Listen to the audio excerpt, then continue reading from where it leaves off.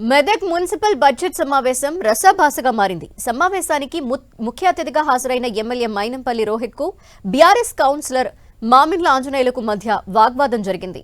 నిధులు రావట్లేదంటూ ఆంజనేయులు సభ దృష్టికి తీసుకొచ్చారు. వెంటనే ఎమ్మెల్యే రోహిత్ మాట్లాడుతూ 10 ఏళ్లు బీఆర్ఎస్ అధికారంలో ఉన్నప్పుడు నిధులు రాకపోతే ఏం చేశారంటూ ఆగ్రహం వ్యక్తం చేశారు. 10 లక్షలు అడిగినందుకు ఇవ్వలేదని, పార్టీ మారిన వారు తన గురించి మాట్లాడే హక్కు లేదంటూ మండిపడ్డారు.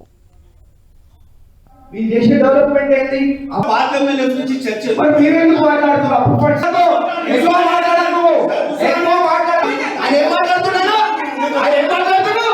మస్తు మస్తు చేస్తాడు. ఆయన ఎంత అడుగుతున్నా నామను మాట్లాడుతున్నాడు. ఎలా?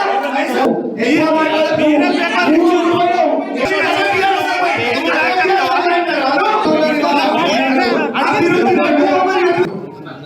వీళ్ళ బుద్ధుని దయచేసి